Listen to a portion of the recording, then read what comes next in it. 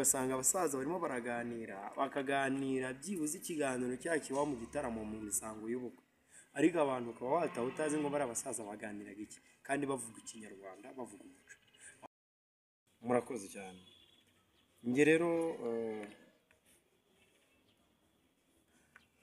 data yantoje neza, antoza kumasha, gutahira, kwivuga no gufata imitana, nkatamika imitanaga nkataka batabizi bakitabaza abatanazi, ariko data avuga so mutazi nyirubasha tubashisha, rugira utugize, rurema waturemye, nyirubasha, nyiricyubahiro waduhaye ubuzima twese dusangiye, namenye ko nta mukurenga mwikoneza amaboko, nta mwirinye ngakorwe n'ikimwaro, niyo mpamvu mu nkera y'imihiga abahungu bamarira urubuga kugana urumbera bikambere bakanezezwa no kureba ururi, aho mu kirambi nkahakimbagira nkindikije nkiri nkarangiye inkera amashyi batica mugufi usome nkasoma, baticurura nkacurura, batica akabugi nkaca akabugi, nyuma guca akabugi nkagaruka mu ngamba nkagamburuza abanyigimba, abanyisukiye nkabatera umususu bagasusumira, abasizi tuba dutaramanye abo bakicura ku gasusuruko basiganuza uko byagenze, bakansingiza amanywa yose nkashengurukana ishema n'isheza, niba hasha yishimye banshimira ko nabashimishije.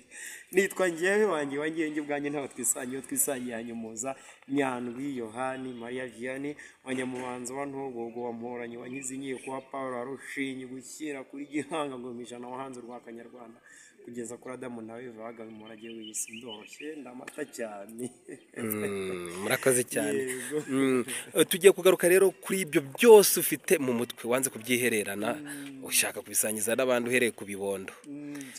Ni mba mutima yawe ufite cyangwa se wagize kugira ngo wumve yuko ibyo uzi utabyererana wabisangiza abatoya, abato nabo bakabikorana bakazabisangiza abandi batoya kuri bo, ku buryo umuco nyarwanda uzakomeza kuzukaho kugira ngo uhenebere. Nibyo koko rega buriya ngo ujya gutera uburezi arabwibanza, urareba iterambere turimo uyu munsi riri kugendana n'iterambere nyine, ni iterambere kandi iterambere tugomba kumenya umuco w'amahanga n'uwacu Rwanda tukawucengerwa. Impamvu yatumye noneho nyirizina iki gikorwa nyinjiramo n'abanireka nkore dutoza abato muco kugira ngo umuco abato bawucengerwe. Wasangaga nk'urubyiruko, nayo nabaye urubyiruko mu mashuri twiga, ugasanga umuntu mushaka kuganira iminota 30 akaba ataravanga akayivuga ariko yavanzemo n'ururimi rw'amahanga. Ni byiza ko tumenya ururimi rw'amahanga n'indimi z'amahanga tukazicengera ariko n'iziwacu tukazisobanukira.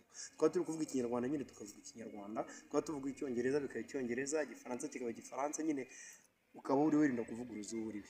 Aho ngaho niho nashingiye rero ndeba umuco wacu guteye, mbona uburyo bagenda bavanga indimi.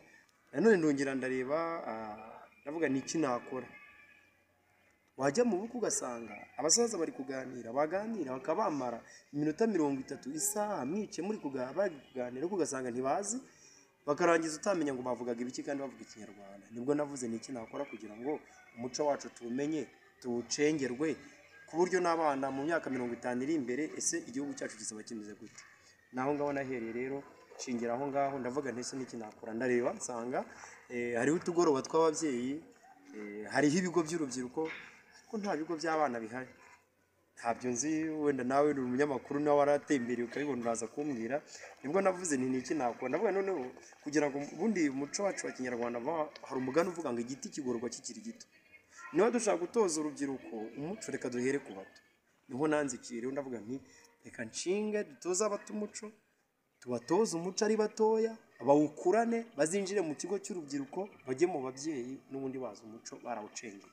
Nibwo navuze ni mu biruhuko abana bazajya bona aho baruhukira, bakaruhukira muri dutoza abato umuco, bakamenya gusakuza, bakavuga imigani, bagaca imigani migufi n'imiremire, bakabyina, bagashayaya, bagamiriza, bakavuna sambwe, bagatembera, bagasura ingoro z'iwacu mu Rwanda, bagasura umuco, bakamenya amateka y'igihugu cyacu bakabikora. Mbese mu kuruhuka ntibaruhuke bajya mu bindi, ahubwo bakaruhuka bari kwiga ariko n'ubundi bari kuruhuka ariko n'ubundi babyina. Urumva kubona abana bahura barimo kubyina bashaya barabikunda cyane, ngira ngo babyumviye bamwe kuno bagenda babishima. Muri make ni ibyo ngibyo byabimbyemo, bitewe nuko nanjye ndi umusizi mfite ibisigo bisaga 300, mfite indirimbo zanjye, MC Master Osero mu rurimi rw'amahanga cyangwa umusangiza w'amagambo, mvuga amazina y'inganja nsaba nkanasabwa, ariko uwo muco ibyo mfite ejo nshobora gupfa cyangwa ejo ndazaba hari ariko se niki nakora basi urwibutso rukazasigara ku isi. Niyo napfa sanga narasizo dutoza abato umuco abandi bazawukomeza kuko ifite ingingo zigenda zikurikiye bizayifasha. Niyo mpamvu natoye abarimu bamfasha, abahereza ibitabo bafasha bayigiramo, yewe n'amateka y'igihugu tukamenya yose, indangagaciro z'umunyarwanda akazimenya ari abana. Murakoze. Wanze kuba igicucu. Hanyuma rero nk'umwami Ruganzu Ndoli. Igicucu Ruganzu, njya numva amateka ye ukuntu yageraga nko ku musozi bamwatatse, yabona atari uburire agafata umuheto agafora akasa, umusozi ugatabukamo kabiri akikomereza akambo. Ariko nta muntu n'umwe yasigiye ibyo bintu. Yego. Ukorana gute rero n'ababyeyi baba bana, urasaba iki abandi babyeyi batarabohereza cyangwa se ababazanye bo urababwira iki? Urumva ababyeyi baba bana uburyo dukorana ni neza cyane, haba mu bufatanye. Urumva kuva umubyeyi akoherereza abana be 3 4 5 bati bafite nuko ni icyizere, kandi icyo cyizere bamaze kumpa ndabashimira by'umwihariko ababyeyi. Umwana araza akiyandikisha, amara kwiyandikisha akiga, ariko ntanga amafaranga umwana yandikisha ari ukuvuga ngo ni amafaranga menshi, make cyane ni 5,000, ariko ababyeyi bagafasha abana igihe umwana akeneye amazi akayabona, igihe umwana akeneye akagata akakabona, niba yaje kwiga gutyo nyine bikamufasha. Niba hari abatsinze nko mu cyumweru tukabahemba kugira ngo bakunde umuco. Ariko navuga ngo ikigo mu rurimi rw'amahanga ni finance, ntabwo iraboneka ku buryo bigize, ariko nzi neza ko igihe runaka nikigera bizakunda abantu bamaze kubona koko agaciro kabyo.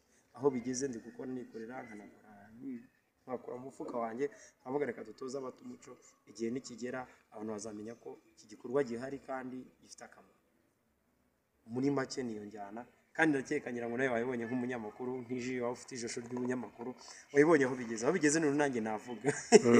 Urasaba iki rero ababyeyi batarabohereza? Ababyeyi batarabohereza muzana abana banyu bamenye umuco bacengere hakiri kare, bazawukurane, bita ikigororwa kikiri gito.